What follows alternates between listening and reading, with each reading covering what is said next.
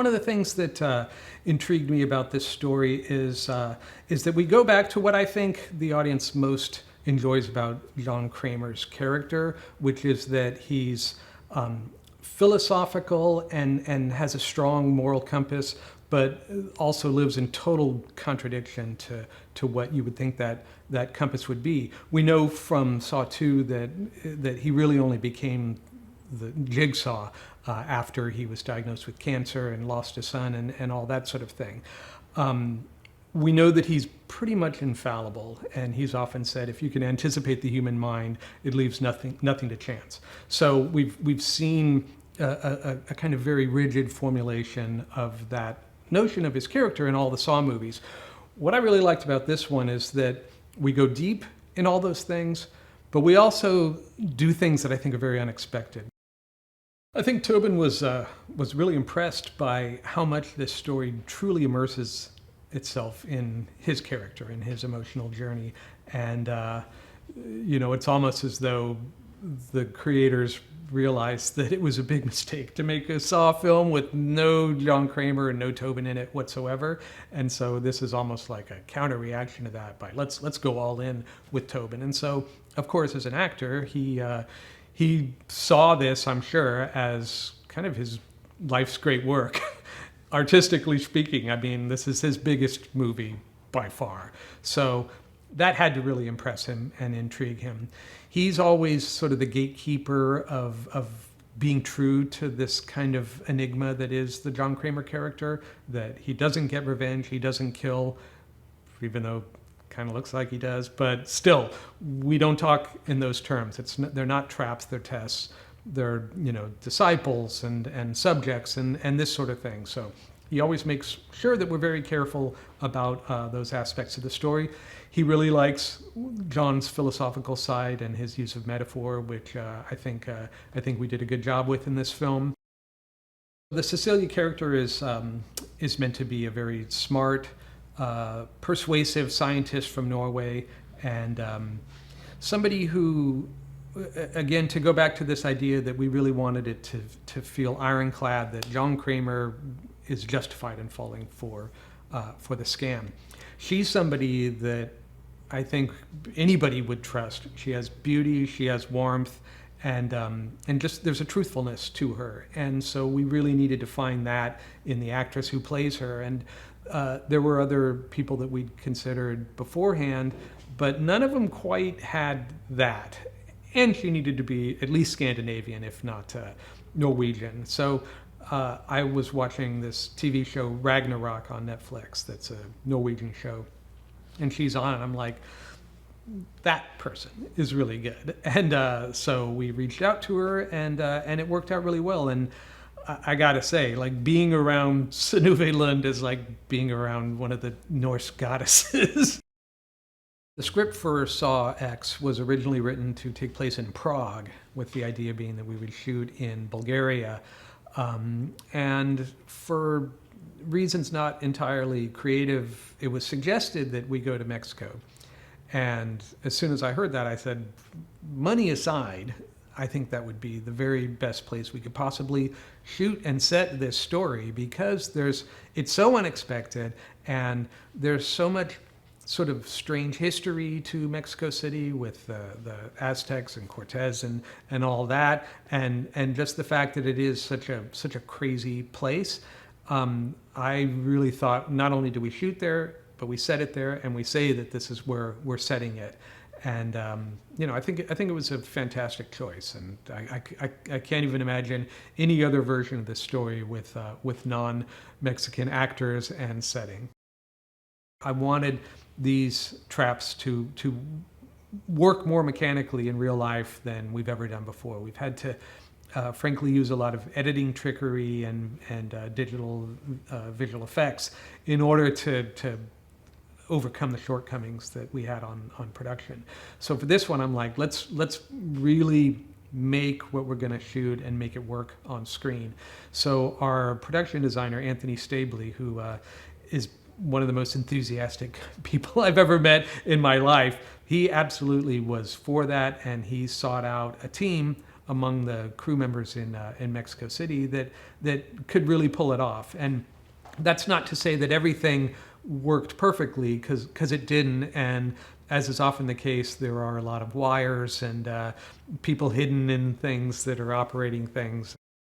One of the most complicated parts of this production, and one that we almost died on, was prosthetics.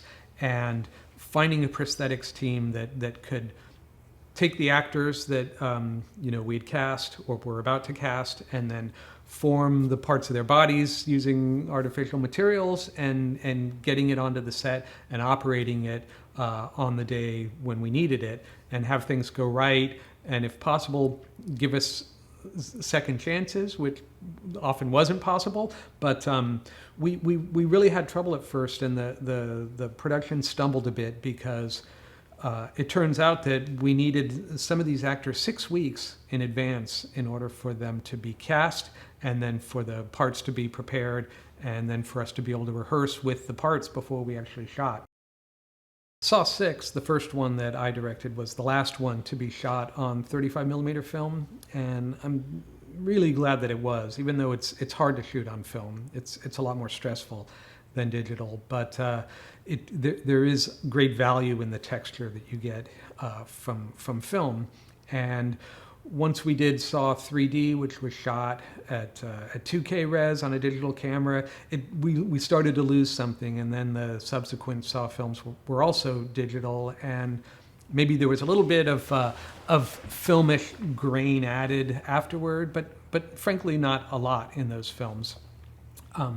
When I met Nick Matthews, the cinematographer and first camera operator for this movie, we both agreed that there was something lost after Saw 6, and that we wanted to bring it back. And even though we shot on digital, we lit it in a way that we thought emulated the look of the earlier films, and also we dirtied it up a bit in post-production. Kramer, he has been a civil engineer and an architect for almost 40 years. And what interests me about him is that he is interested in many, many, many things. From a point of view of philosophy, theology, he's extremely well-read, very intelligent, and very committed, unlike many of us who look around us and complain about the world or some aspect of the world but do nothing. He does something.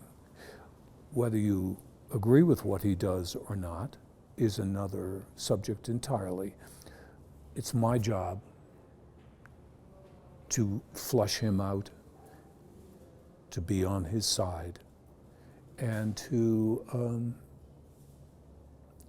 draw audiences in to the thought process. Traps. John doesn't view them that way. He views them as test situations. And I know it's easy and convenient, because they are as terrifying as they are, to think of them as traps. He doesn't. Everyone has an opportunity to win the game and to succeed. John's a magician in a certain way. Sometimes what you see is not what you get with him. So let's assume, though, that what you saw in Saw 3 was actually happening. Then we've had to create moments at different points in time. This one, I would say, happens somewhere between Saw 1, Saw 2, somewhere in that zone. Amanda is John's apprentice, and like any apprentice, good apprentice, the apprentice wants to learn the trade of a skilled craftsman from the ground up.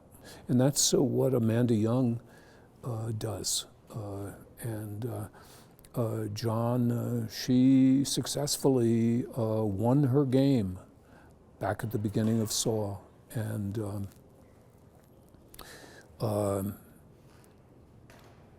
you know, I don't know if you know Amanda's background, but she had a drug problem and was somewhat of a problematic, you know, struggling with her life. And John kind of got her on this track where she was living on the street for a while, and but he gave her a room off of his workshop, and she has been there to help him on many occasions. I think what John likes about her is that he's been able to corral her and pull her in and get her to use her amazing strength and energy in a more focused way and in a less self-destructive way.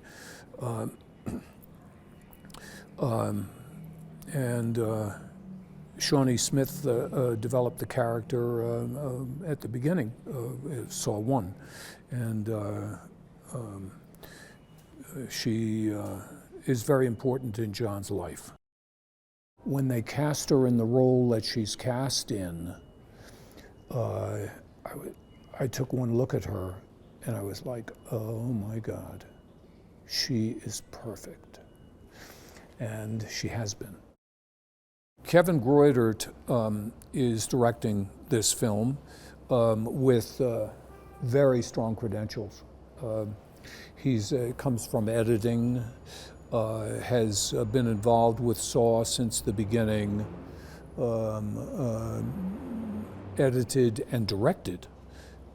He's edited most of the Saw films, directed a few of them, so nobody knows Saw the way Kevin knows Saw.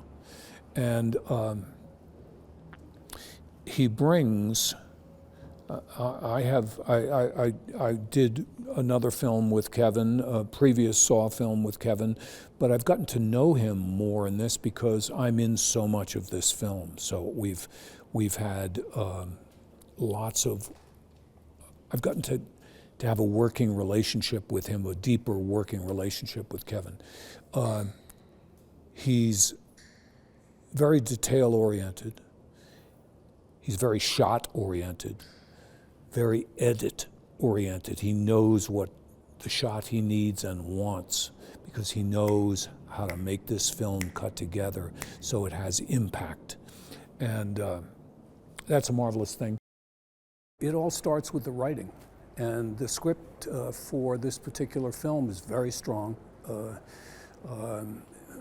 Perhaps one of the strongest Saw films.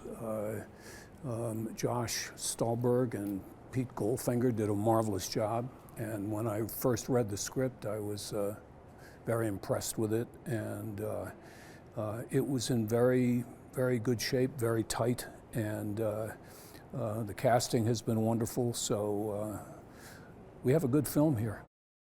We've been able to create a layer in the Saw films that make people think. Not only is it a rollicking roller coaster ride of amazing special effects and situations and surprises and twists and turns, but we've been able to raise some subjects that make people go, oh, that's what he's, you know, and when you contrast a moment like that with what else is going on in the film, and all of a sudden this unexpected moment happens where people go, oh, the moment resonates. I play a character called Mateo, and he's a vet.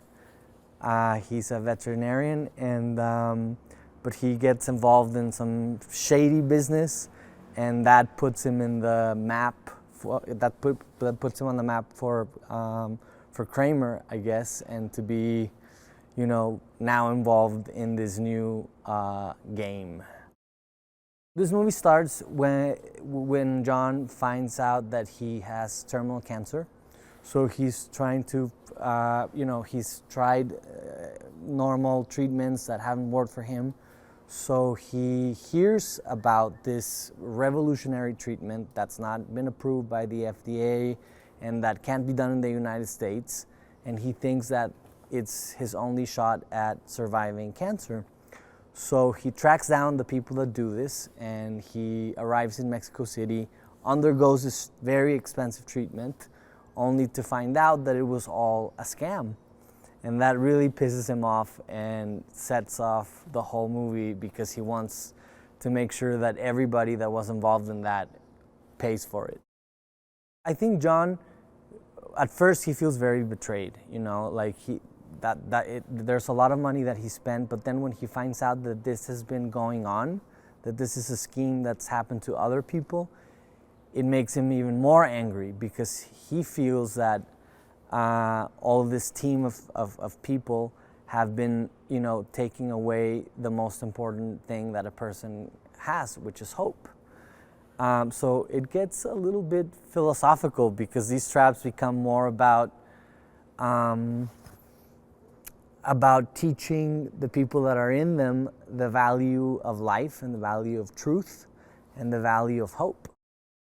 My trap, I was terrified from the moment I read it the first time, from the time I met Kevin, our director, and we were kind of running through it during the audition process.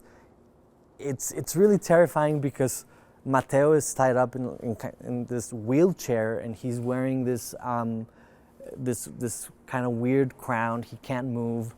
And what he has to do is basically pull out a piece of his brain and make it dissolve just in time. And if that happens, he can survive.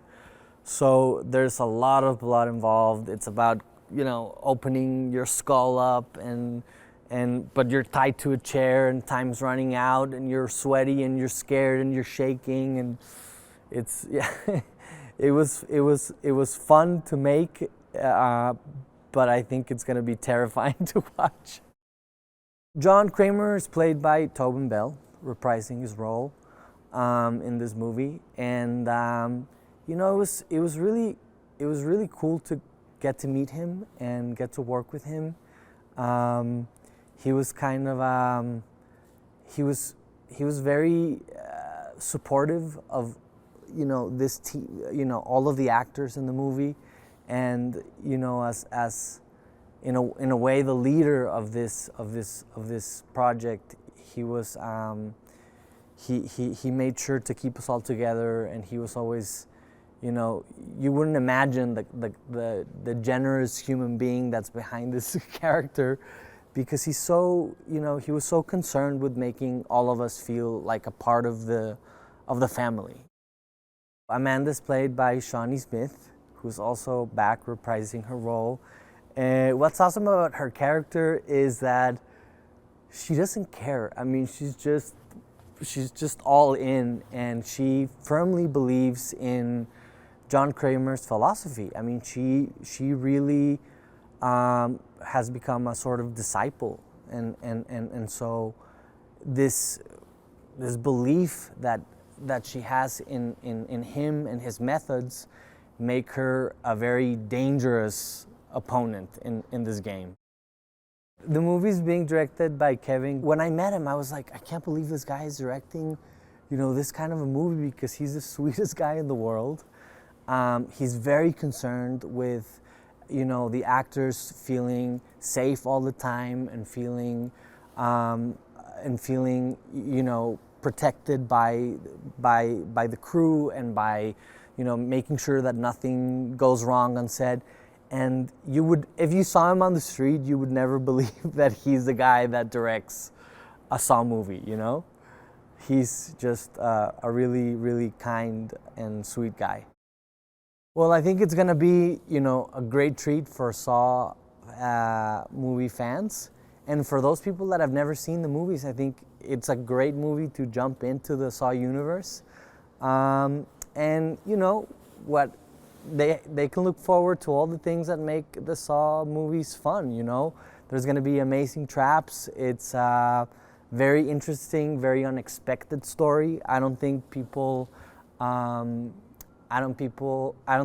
expecting that we're sort of shifting the timeline of the events. So yeah, that's going to be fun. The relationship between John and Cecilia intensifies during the movie or throughout the movie. Cecilia is not one of his ordinary victims, so to speak. She challenges him. She questions his whole code. She manipulates him. She tries to break him.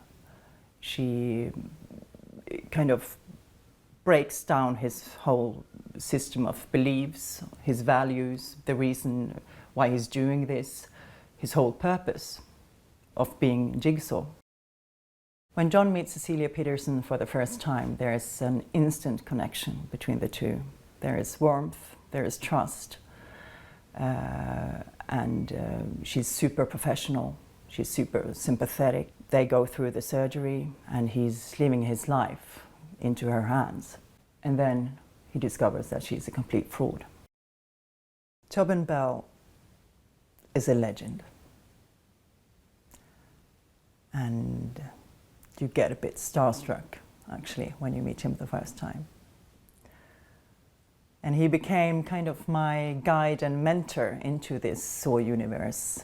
And because Cecilia and John's relationship is so intense, we worked a lot together, offset. We met, we read, we discussed on the phone. We really wanted this fight between Cecilia and John to work and to be as true as possible. So he's a wonderful actor, but mainly he's a wonderful person that I've started to love very much. Working with Kevin was amazing. And in a Saw movie, there is a lot going on. There is a lot of technical stuff. There is a lot of props. The scenes are complicated. It's ensemble scenes. You have the traps. There are so many peculiar things that got to be right. But I never saw him lose his nerve once. The way he orchestrates the whole thing, so calm. It's just impressive. Coming into this project was like entering another dimension. The Saw universe is so apart from everything you know, and it's so defined. It's got its rules, it's got its methods. It's like both Oren and Mark, the producers, they're so hands-on. Mark would be on set almost all the time, and he knew exactly what we were making. And if something was not right, he would cut it and we would tweak it so that it kind of manifested what the Saw universe is supposed to be. And this made us feel very safe, I think. As an audience, you are also confronted with, why do I love to watch this? Why do I like to see people suffer? Why is torture some kind of aesthetic thing? How can it, is blood beautiful? I don't know. So we're confronted with this darkness that's inside all of us. And I think that's some of the coolest thing about this movie, actually. It makes it different to the other movies as well. This movie, you're going to be able to see John. I think you're going to see a John that you have never seen before. So he's dealing with his cancer, and so he's trying to find a way to feel better. And then he meets a guy, and the guy tells him that he has the right fit for him. And so he finds this doctor that's called Dr. Cecilia. And so she tells him that she has an open space in Mexico for him to get better and to do a surgery. And so he comes to Mexico, and the story begins, yes. I play Gabriela, and she's a girl. She lives in Mexico, and she's part of Cecilia's team, and she helps her getting all the patients better. And so there's where she meets John. John finds out that everything was a lie. And so he goes back to the place where we did the procedure, and then he starts to take one by one of us, and then he starts to play some games with us, and it's so scary and it's so bloody, and yeah. I think what John wants to accomplish with the traps, it's like just, I truly believe he thinks that what he's doing, it's almost like a gift to others, you know, like I'm giving you this second chance to really appreciate life and like really appreciate what you have in a very crazy way. But I truly believe that he's like super into what he's saying, and like, yeah, I think that's why he does it that way. Like it has to be painful so that you learn. Tobin Bell, who plays John Kramer. I mean, I think everyone knows who John Kramer is and who Billy the Puppet is. It's like, even if you haven't seen the movie, it's just like, you know who he is. So for me, I was very excited to get to meet him and to work with him. And so when I got on set, the first, even when we were doing the reading of the script, I was just mesmerized on how he takes things. Like he really cares about it, you know, and you can see that every time when you're on set with him.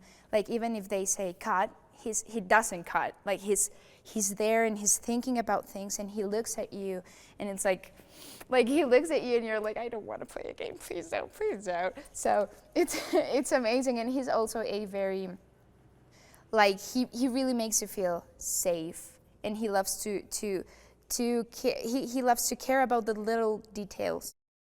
Shani Smith, she plays Amanda, and I mean, she's an incredible person. Like, she's not just an amazing actress, but she's an amazing person. And from the first moment, I mean, it's cool because our characters are like kind of this mirror in a way. So she has like a special connection with my character and mine, of course, with hers.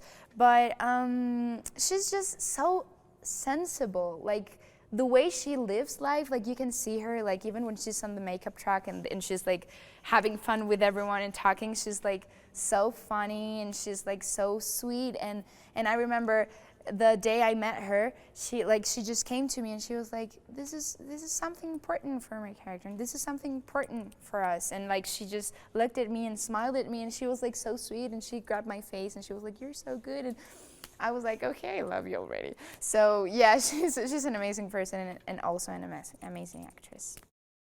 Cecilia is played by Sinovi, and she's this, I mean, I'm just amazed on how gorgeous she is. She's so gorgeous, and she's so amazing, and she's so funny, but I think she has her own way to be funny, because she's like, she can be like this person, she looks at you and she talks, and we've been like the whole, during the shooting of the movie, we, like when we didn't have anything to do, we were just like talking, we started talking about life and about love and about relationships. Like we love to do that. But I think she brings something super powerful to the character, because she has this energy and this presence whenever she's on set and she's saying things. Like it's just like you just have to look at her. So I'm really, really grateful to be working with her. The director of this movie is Kevin Greutert, and he's lovely. He's lovely. He's just, this movie and the Saw movies are some hard movies to watch in a way, because of all of the blood and the traps and everything. And I think that energy on set needs someone who's like, like chill, and that someone that makes you feel safe. And I think that that's what Kevin is. I think that he knows what he wants, and so he's like super, like he talks to you and he makes you feel, as I said, he makes you feel like safe and calm. And I think that's very important, because like it's not just a regular movie, like you're doing some crazy things and you're like giving your all, talking about your emotions, and like you're there like super exposed in a way, and he really makes you feel like, okay, don't worry, we got you. And so, and I think he's super talented, and I think that he really understands the Saw movies and what people wants to see and what he wants to see, and I think that he's the perfect piece to get all this together. He's an amazing director. I think it takes everything a fan could ask for. Like, I think the characters, the traps, everything is just like what people want to see. And there's a lot of blood, and I think it's a very, very good movie. I'm really excited about this Saw film because we're shooting here in Mexico, and that's completely different. And Mexico, to me, is quite exotic. I think not just for U.S. audiences, but also overseas. And I think, we're also returning back to the original Saw. So we're trying to be respectful to the audience, the public, the fans. And I think they're just going to really enjoy that part of it. I think what's awesome about the traps in this film is the fact that they are interwoven with the story. They're very specific to each character. So I'm not going to say, the trap and the character, but I think they're really well thought out. Additionally, we spent several months testing the traps. We wanted them to be reflective of the original Saw, so you see a lot of oxidized metal. You see components that you believe John Kramer's going to be able to actually construct. And we also, connected the medical aspects of the movie, which are very important. This film has a combination of grittiness and beauty. There's a beauty in Mexico, the landscapes, the architecture, but also there's this intensity of the factory and how that relates to John Kramer's background as an engineer, and I think that that's a great fusion between the two. And I talk a lot with Tobin. We walk through the sets. He says this is, he enjoys the sets, and he says, I would really like this, and we talk about what could be realistic, and there's a lot of reveals. And one of the things that I think is really important to talk about is that our job as a production designer, my job, is that there's an art in horror. I really believe that. So when we're talking about that, we're talking about how much information we give, how much information we hold back, and also what we're going to reveal. That's really important. I think one of the great challenges of this project was really putting together an excellent trap team. But I felt like Tonio Rodriguez was excellent in leading his team. Our team was about 6 to 8 people. We had to fabricate, we had to weld, we had to have painters and prop makers and people that would really be able to test and be knowledgeable in making these mechanisms that were effective and realistic. We were also really, really lucky that we had Hosh, who's in charge of special effects, mechanical effects. And then as it turned out, I think it was a blessing because we weren't really sure what was happening with prosthetics, but as it turned out, Fractured Effects came on board, and they were just phenomenal. So I feel like we have this amazing team, and I think that the fans are going to be happy, all the audience members, all the people that really love Saw. Kevin, coming from an editing background, is this major plus for the show and for Saw because he knows what he needs, he knows what we want to put together. Visually and also just storytelling. I think that's the real key here because we're visual storytellers. Like somebody says, what does a production designer do? I am a visual storyteller. I'm here to help the audience understand the story. We give them color so that they know that they're in Mexico, color so that they know that they're in the United States. We enter this layer that is completely different from the rest of the movie. We want this sense of fish out of water when we come into Mexico. And, talking about cast, that was also the other part that we really love because we're telling the story about, who lives in this hacienda, what is this scam? What is this operating theater? When you go into the operating theater, you have to say to yourself, it was so underground, but it's believable, and it's industrial. And so we just want to make sure all of that was true and that the story points were all there for the audience to be able to understand what they're watching. And Kevin, as an editor, was phenomenal in telling us this is what we need, this is what we don't need, which is also quite important too. This is a glass factory that we're shooting at, and it became the underground, operating theater that was attached to the hacienda. So for us, we had to be able to go to a hacienda that actually did have an industrial space, and so we connected both spaces even though they were far apart. So we had like these plastic entries because we're trying to do a clean room. A clean room is so important for operating theaters. We chose this space because it was big enough for all of us to shoot our scene here, to take over. They sort of gave us carte blanche to be able to build and construct what we needed. It wasn't that far out as far as the location's concerned in the city. We had looked at other factories that were outside of the city. Mexico City is 26 million people roughly, and it's just very difficult to go from point A to point B. So it was really important for us to consolidate all of the locations and the work that we were doing, because we only have X amount of days to shoot, right? So I would say also just the bones were here. I love this factory. It has the bones for us to be able to create this space, to take some of the dressing that's here, to integrate it. We had a lot of really strong sort of hardcore machinery that was here already. They let us oxidize that and make it look as if it was all rusted. So we integrated that.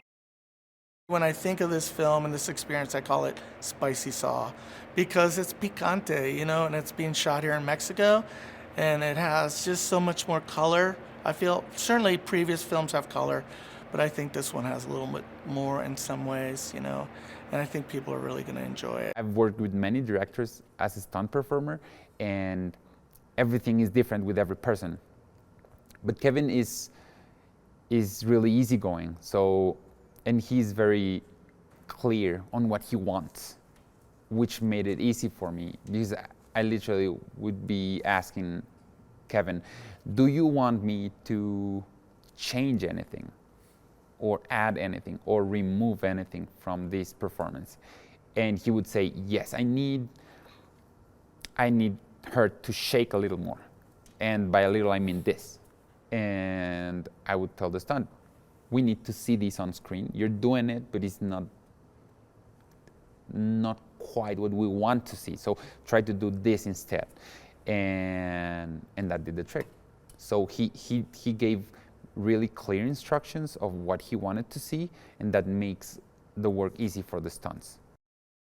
It's gonna be a big mess. It's gonna be gore. That's the word, the only word that can describe it. It's gonna be gore. When we did the last test, it was a big mess. Everything is gonna be covered in blood, and yeah, it's gonna be a mess. Everybody who likes terror and gore, they're gonna be happy. That's for sure. I really love Saw. The first time I saw Saw was the short film, and after that, the movie came out, and I was like, wow, it's amazing. Every single detail, the traps, all the props, they are like toys for me, building them, thinking about how to use them, how to build them. That's what amazed me. Most fun prop for me was the notebook, his journal. I like to imagine what would he be writing or drawing. I really like to get into the character, personality, and think about it. I think that watching the kind way that Kramer is not all bloody and trap and killing. You can see the humanity in him, that love Amanda has with him. That's what I believe that all fans will love to see that part of them. Kevin is directing Saw 10. I really love him. He's such a wonderful human being. I love the way he approaches to us and asks for every detail. He's living Saw. I know he says that he doesn't think about blood at home, but he's always thinking about what would be great for the moment, and he make us part of the story.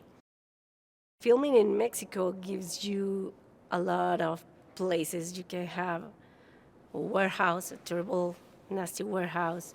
You can have woods, beach, desert, whatever you need. Obviously, I love it when people come to film him because I live here. And it's, I think it gives a different look for the world about Mexico, because most of the world thinks of Mexico only on a city or a small town. And it's a great place to be filming at. We have great crews, great people. That helps a lot. I've obviously wanted to be a part of any Saw movie because I practically grew up loving the genre. And the first Saw movie, I mean, it was James Wan, like, revolutionized like the whole genre we know now.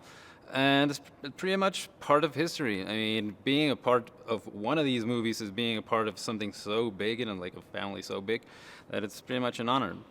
But that's what I see, and I just, when I had the chance to be close to the project and maybe like come into it, I was thrilled. I mean, it's amazing. What makes this Saw movie special is I think it feels so close to the first two films.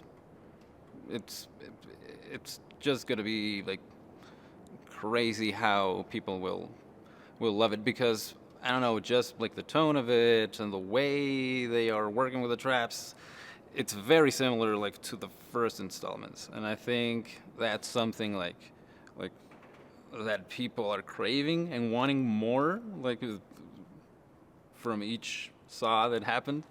And yeah, I think it's a point where it'll be refreshing, like to go back and have something so similar to the original. I think that's what makes this one great.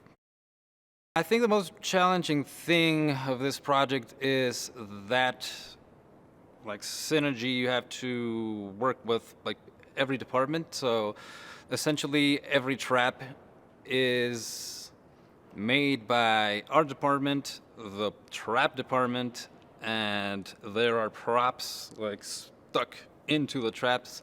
So that was challenging. Like from the start, it was like, okay, so first of all, we need to explain what everybody needs to do, because what I know as a prop, it's a gigantic machine maybe for this one. So there's multiple departments involved in. So I think the most challenging thing was like coming into the project and having to work out like what is gonna be each department's responsibility. I think that was a challenge that then became something like very fun. Some of the most interesting props, I mean, just to, it might sound silly, but just to find like the original tape recorders, I mean, that was kind of a challenge, and it's always fun like to actually find it and have to go like through eBay and like just go around looking for it and like get it and like start like making it look just like the originals. I think that original tape recorder is pretty cool. Kevin is the director of the film, and he's been part of the Saw family since the beginning, and he started out as an editor for the films. And it's just crazy, like how much information and how clear he has like this vision of how it'll be cut. So it's just amazing, like watching Kevin work. It's so pragmatic and it's so clear, and he knows like, okay, now I need just to move like 2 inches here. Let's do 1 inch up, and boom. And he's imagining his edited film while he directs, and I think there's like no one that could have done it better. Like just taken from the Saw family, and he's amazing. It's been great working with Kevin. I think you can look forward to like super, maybe classic, super cringy gore. I mean, it's amazing, like what fractured special effects did, it's just crazy. And I think it's super, like, based on like the original kind of cringe you felt like with all the traps. I think everybody should be just looking forward to that. There's a lot of heart to this story. There's a lot of John Kramer feeling taken advantage of. There's a lot of John. You learn more about John Kramer in this movie than you have in the entire franchise. This kind of sets up why John Kramer became Jigsaw and what he is trying to accomplish. John Kramer has cancer. John Kramer meets with his doctor, has an MRI. It's not good. The doctor tells him he has a very limited time to live. John Kramer's found out that there's an experimental, out of the country process that they're having great success with. He goes to Mexico City where they're hosting the surgery. He goes and does it, and he finds out that it's a fraud. We originally wrote the script, or worked with the writers that wrote the script, because we don't write it, but Amanda wasn't really in it. And then we kind of realized that Tobin's 80 years old. People would look at it, how's John Kramer doing all this stuff that he's doing? And we realized we needed to bring in somebody. I think it was then that Oren came up with the idea of, like, why don't we make the person who's disguised, why don't we make that Shawnee in the script? And then we'll reveal it at some point during the movie. And the audience eats it up when they realize that that's who was doing all the stuff. Something that was really shocking to Mark and I is either Saw 2 or Saw 3 were at Comic-Con. And now we're really got a lot of momentum. They've made the room bigger every time, and the walls keep flying out. And Mark and I were on the dais, and they were talking, and they kept talking about the hero and the protagonist and the hero. And we never really looked at it like he was a hero, but he was a hero to people.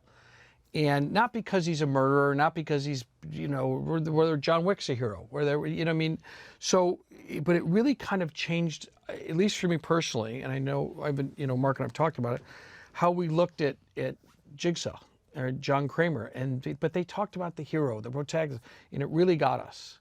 So that was, for me, a big change of the way we thought about the films.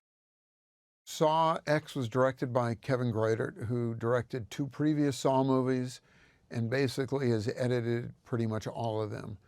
He knows the franchise better, or as well as Oren and myself, if not better.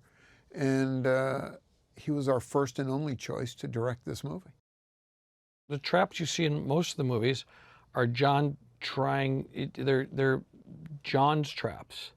And John is so devastated by the news and by what happens that he's actually making traps for them. These are their traps because what they did to him personally. Whether you're the anesthesiologist, whether you're the doctor, whether you're the person that's housing you for this scam. And I think he makes them very personal. And the other thing we tried to, I think the traps started getting over the top. And one of the things we really looked at is bringing the traps down in scale and size to where you could basically, everything you need to make these traps is in Home Depot. We really did this movie for the fans. We really tried to pay them back for the loyalty and the fans that have been there since Saw 1. And that's why there's the Easter eggs, there's throwbacks to other. We just really tried to say, you've asked for this movie, we're making this for you. And to me, the most rewarding experience is when you see the movie finished, opening weekend, with an audience, and they're jumping at the right places, they're laughing at the right places, they care. You're like, okay, guess what? Yeah, this was all worthwhile. Looking at a film like this and thinking about how to approach these effects started early on from Justin Raleigh and Fractured Effects.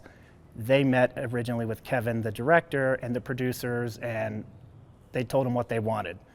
So they started a build list, and then they contacted me, and would you be interested in going down to pull these, what we call gags off? And I'm like, well, let me see what they are first. So once I started going through the build list and seeing what they actually wanted, looking at storyboards, there were definitely some oh shit moments. How am I going to reset this head on camera? How are we going to cut off a leg, spoiler alert, on camera? So those were the biggest things on this film for me, trying to wrap my head around how I'm going to do that. Kevin has been a pleasure. He's very open to suggestions and has even let me step in and say, let's shoot it like this. This is the way it was designed and what you previously discussed that meant the most to you. So these are the angles we need to shoot it at to make it look the most realistic. He's been open about everything. There's some other traps that you'll see that, you know, he literally was, Ozzy, how do we pull it off? And I'm like, you don't get that a lot of time with directors. So it's been a pleasure, and I think that we've been able to accomplish everything that he's wanted from the previous discussions. You know, there's always a little more he wants to add here and there, a couple of different shots, so we've had to kind of roll with the punches. But so far, I think he's very happy. I honestly think this is going to be the most over-the-top Saw movie that you've seen, for sure. Kevin, I think he's an amazing person. He's so commitment with this project.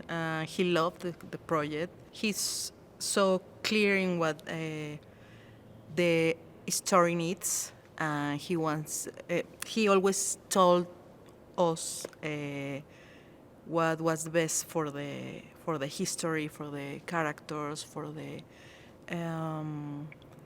what he wants to do at the camera. And it was very impressive for me to work with someone who knows that history so much. It was the most important thing in this movie.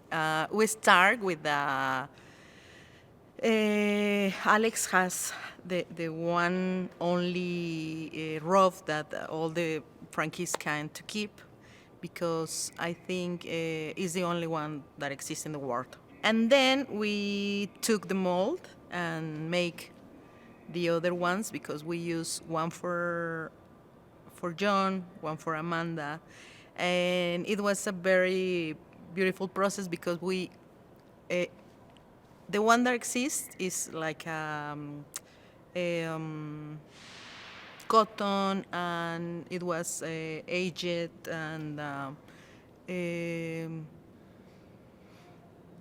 and it still has this process, and we try to equal the same process. So it was so exciting to work with them. I think that John's work is to show the people the importance of the life and take some risk with the death. And I think the Mexican culture has this kind of romance and play with the death, and we love life.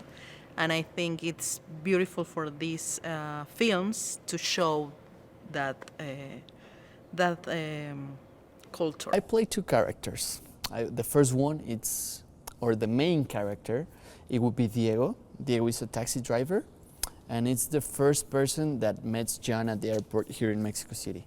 And after that, when John came to the clinic to remove the cancer, Diego plays himself as a doctor, and the name of this doctor is Dr. Cortez.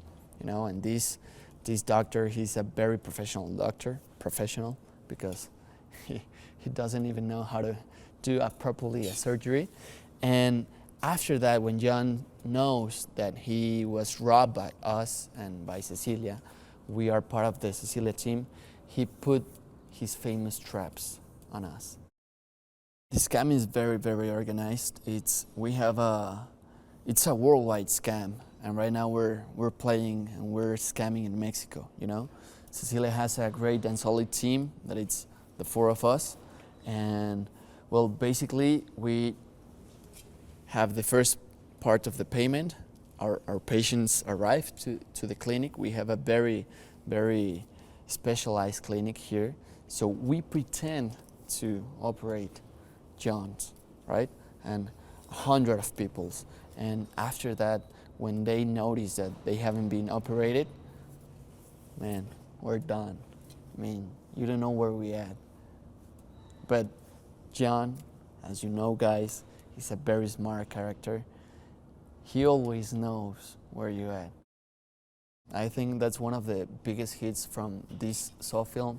Like, John doesn't have a vengeance, like he's just doing poetic justice, man. In his peculiar way, like, you know, he has a style to make poetic justice, but I will call it like that. It is very terrifying because suddenly I wake up and I have 2 pipe bombs in my arms. And these pipe bombs are attacked by certain kind of cable that I can cut with a bisturi. So I have to take them off through my flesh. So if I don't take them off in a certain amount of time, they will explode. John Kramer is played by Tobin Bell, and one of the things that I learned from, or what I take to this, for me in this movie, is he is a very disciplined actor. He knows his lines.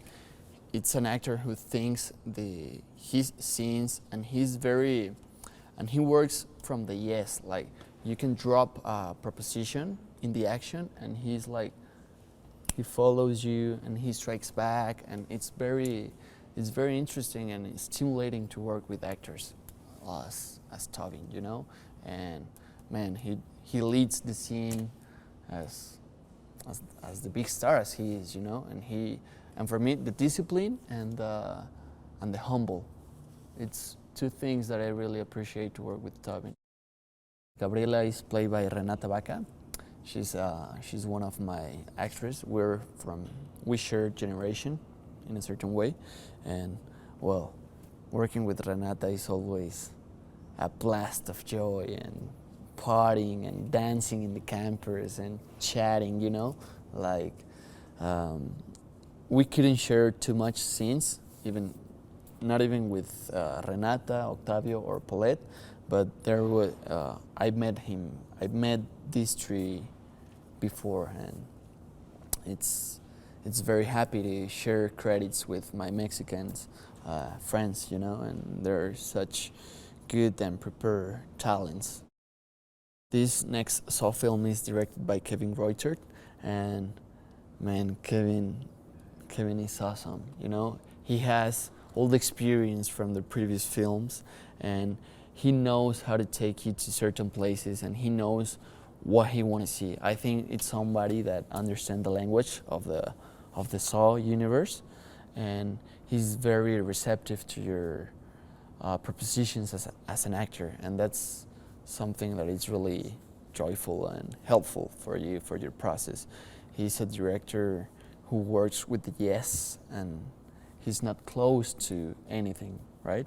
And he's very sensitive, and he's very, I remember that he wrote us an email before the movie started shooting here, filming, and he was like, man, I'm so happy that you're with us. And that's a nice touch, you know, like, you always appreciate and you always remember those kind of details, you know. And I think he's the best one to direct this film. The traps are back, and that's something good for the fan base, though. And I think we have a few surprises for the fans, like maybe some of the characters could be back or not. So I think it's a good idea to watch the next Saw film. For John Kramer, I have to look for a makeup that in a stage, he is sick as every movie, so I have to look for products that make him look sick but not as a ghost. For Amanda, what I did is, well, actually Kevin asked me or told me that we have to go for the look that is close to Saw 2 for Amanda. So what I have to do as a makeup artist is to make her look young. And I propose the bangs, I propose to make a makeup that is lifting the face. And I think we make such a good, well, Shani was so happy, and I think she feels comfortable. And there is some people that I show pictures and they say, whoa, she looks so good. Once we start to see who is Cecilia, the makeup starts to changing. She has to look stressed. She's still so, secure, and this personality that it's been in the beginning, but you have to see it that she breaks in some point. So I designed to make it look stressed, which means sweaty, and their eyes look deep, their lips is like a little pale, stuff that make it look that it's not the same Cecilia as the beginning. Kevin asked me for the characters is to make it very different between all the looks for the girls. Like, we changed the color of the hair of Valentina to do not have the same color in the girls. Like, Cecilia is blonde, Valentina is red, and Gabriela is darker color. No darker, not this one. It's darker color. And so then the audience don't confuse like who is who. The makeup and prosthetics, yes, we have to work and know each other until which point it's my turn and which point is their turn. So we have to make, be partners, be a team all together. Even also wardrobe, also all together, and sometimes make decisions at the moment, and sometimes it's like, it's your turn, it's my turn, blah, blah, blah. It's a connection. We have such a good industry here in Mexico to film. All the creative things of as a Mexicans, it's incredible, and it's very unique. Like, you're not gonna see this kind of crew anywhere, and we're so happy and so laugh and what I say before, I feel grateful to work with all the American production and with the actors. I'm so happy. They were looking for somebody who had shot in Mexico before, and I had shot a movie in Mexico probably 4 years ago or 5 years ago. So I'd worked with a lot of crew in Mexico, and I was not scared about shooting in Mexico. I was excited about it. I knew that our resources would go further. I knew there was incredible crew. I knew that it would bring a certain tonal palette to the movie, and it would also give us the opportunity to set the movie in this sort of interesting locale, and something that Saw needed and hasn't fully been able to explore in a lot of the films is just because so many of them have been set in isolated, limited kind of spaces. This gave us a chance to kind of open up the world, go into other locations, see a lot of new things. When Kevin and I started talking about the janitor trap, one thing we wanted to do was, first of all, this is the audience's first trap in the movie. It is what is going to sort of keep their asses glued to the seats. And it is something that needs to make kind of brandish kind of it needs to be a big moment and suck the audience right in. So that was for me, the starting point was just, how do we create a scene and a trap that excites the audience about where they're headed and what's going to happen and how much they're going to get to see into John's world in his head. So when I started thinking about it, I still took the same approach of the traps are all the accentuated, heightened version of the real space. So every trap is, we have base lighting inside of the warehouse, but when we see the trap, it's like there's an edge to it. It's a little bit more heightened. I saw the location, the warehouse, for the first time, and I remember walking into it and just being like, okay, this is going to be my home for a while. And I walked around with a DSLR and just shot a bunch of images around the place just to get a sense of it and sort of just start to take it in. But in order to figure out the lighting for the space, I knew I was going to do practical lighting for a lot of the lighting because we wanted to shoot very 360, which Kevin had never had the chance to do before. And I've done it on a couple projects. I will still shape the lighting and control it, but I'm trying to design a world that you can walk into and put a camera in and it'll photograph well. We approach the beginning kind of more from a this point of view of a drama. I'm still trying to bake in deep shadows. I'm still trying to bake in darkness because this is Saw, and also this is a world, of discovery, and the audience is going along for that journey of discovery as well. And then we move into Mexico, which is suddenly, it's vibrant, it's lush, it's green, it's red, it's like these kind of sort of beautiful yellows and golds, and then once you hit the scam, or once you hit this recognition of the scam, we really wanted to create something that was, a lot of the conversation before that is about geography. It's how do we connect the hacienda to the warehouse, because they're two completely different places and locations. How do we shoot them in a way that those feel completely fluid?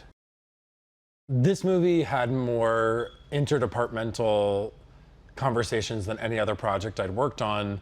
Once you get into a trap, you're dealing with special effects, prosthetics, VFX, production design, lighting ultimately, and cinematography, and all of those elements have to come together. Costumes as well. Like, there's so many different elements, and all of that's designed to capture this performance that's in front of you. As well as, we had a lot of stunts in all of these traps as well. So I think what was exciting about this, and also challenging, was there were a lot of interdepartmental meetings, bringing everybody together to talk about every trap in specificity from every department's perspective. I've had so many goosebump moments on this movie. From the very beginning, the moment that I got the script, because I remember when I read the script, and I told Kevin this, I don't know if I told him this in my interview or after I got hired, but I was like, to me, this feels like the best script of the franchise, and I thought we had the chance to make the best movie of the franchise, because no other part of the franchise has gotten to completely invest the audience in Jigsaw and Tobin Bell and John Kramer, and all of us want more of him and wanted to see more of him and know more about him as a character. So from the very beginning, I thought we have a chance to do something really special and really great, and I felt so lucky to be a part of that. I think Saw was a game changer in horror films. We all remember the ending, the music, and that feeling of being trapped and trying to figure out how to get out of the game. I think so it's addictive, and we always want more. John comes to Mexico City for an experimental treatment for his cancer, and everything is going right until something happens. And he suddenly decides to take a new approach on this treatment, if you know what I mean. I play Valentina. She's a nurse and she's kind of tough. She gets involved in some questionable experiments that can potentially be very beneficial, but also quite dangerous. So Valentina is a risk taker, and she also has a secret. I think to expose the error of their ways by forcing them to value not only their lives, but everyone's. Kevin was amazing to work with. As an actress, you want someone who knows exactly what they want, and he does. He knew what he wanted to see, and he had an incredible understanding of the characters. It was truly a pleasure to work with him. The fact that it happens between the first and the second movie give us the opportunity to enjoy John and Amanda in their prime era again, and that's exciting, especially for true fans. You can expect a lot of horror, traps, scary entertainment, and as always, a great twist. I think you will see one of the best movies of the Saw franchise. It's super fun to be able to come all the way back to the beginning. But leave that to the creators, writers, and fans. I mean, anything can happen with this in the Saw world. Even this, 18 years later, it's crazy. But it's a powerful, the story's compelling, and the fans are just like, the Saw fans, next level. What's super exciting about this for the true fans is that you have John and Amanda, which, like the idea of the male and female of Jigsaw is super interesting. Everybody dies at the end of 3. So, how many flashbacks can you have? And then someone had the genius idea to go back to this time and it's like unreal. I play Amanda Young, and she's very smart. She's been wounded, and John Kramer brings her back to life, kind of like a doll that's been turned off,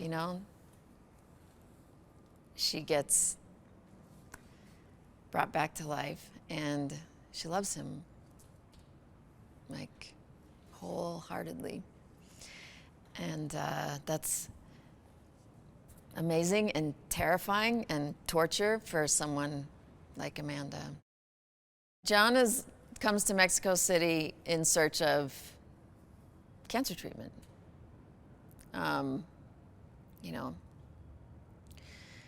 Not FDA approved cancer treatment. And for someone like John Kramer to pursue that, it must be compelling, He does his research. And there's a moment he realizes that he's been duped, and it's really hard for someone like John Kramer. His hope clouded his vision a little, and the game was pretty, their racket was pretty compelling. But it's devastating for him and really pisses me off. It's hard for Amanda because she loves John so much, and to see him hurt like that and vulnerable like that, there's a battle cry in there, but at the same time, you can't forsake that philosophy, that every human being deserves a chance. And he's in the business of saving souls. And she's in that business enough. He really does plan on her continuing this work of his, and he wouldn't give that to her if he didn't think she could do it or that she believed in it. And so that is bigger than the anger, until at a certain point, then you see there's no redemption for several characters. But still, everybody deserves a chance. And that's how he rolls.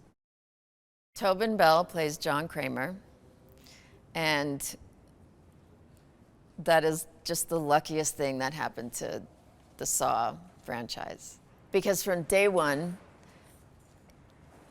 the body on the floor, he was meticulous. He is scientific. He's scientific about his work, but then he's just pours his heart into, but he's worked out. And he was that, but he insisted on being the body on the floor in part 1. I still don't know exactly how they came to him, but I just know that, thank God they did. I mean, it was probably meant to be, but that was definitely, because he's such a big part of the longevity of this franchise. Kevin G is directing this film. It's really fun to work with him on this. They couldn't have hired a better director, because imagine like everything this man has to hold in his head all day long, like 18 years of details. But he's the right man for the job. You know, if anyone could hold all that in his head and be editing while he's filming this, it's him. This has been so many years now of conventions and meeting the fans of Amanda. There are like generations of them now. I just started calling them this past year the tribe of Amandas, because they're very similar. They're all super smart and super like tender-hearted but strong, and they connect with each other, and I love them so much, and I love Amanda, and it's like I never would have thought that I could come back 18 years later and like, because I do, like I hold all of them and her in my heart, and it's like I get to come back and like sing a love song to these young women, including the young woman I'm playing. But it's like, what an unreal opportunity. Leave it to the Saw world. Play Parker Sears, who is suffering from thyroid cancer. And he arrives at this facility in Mexico City to have treatment. And he meets John Kramer, who's also, as we know, a cancer sufferer, a survivor, I guess. And so it's really about how he comes into this world hoping to find a cure and to give him a new lease on life. And the story for him is how that pans out. Cecilia Peterson is the daughter of an eminent scientist from Scandinavia, and she's constructed this program to help cure cancer victims. It's based in Mexico City, and they use alternative therapies and therapies that her father had developed. And the idea is to bring hope to people who previously lost all hope of survival. And John gets caught up in this because, as we know from the other films, he's been battling this for a long time, and this looks to be a solution. They've constructed this elaborate scheme to fleece people of their money by offering bogus cancer treatments. There is no cancer treatment. They're all going to die, and John's one of them. And so it's the coolness of the stories is how they reveal themselves and how we find out about what they're really doing. Tobin Bell is John Kramer. At this point, he doesn't really play John Kramer. He kind of is. He embodies John Kramer. And what's amazing in watching him work is how he makes it all make such sense. His rationale and the philosophy behind his actions and his behavior and the traps and the people he focuses on and targets all make sense.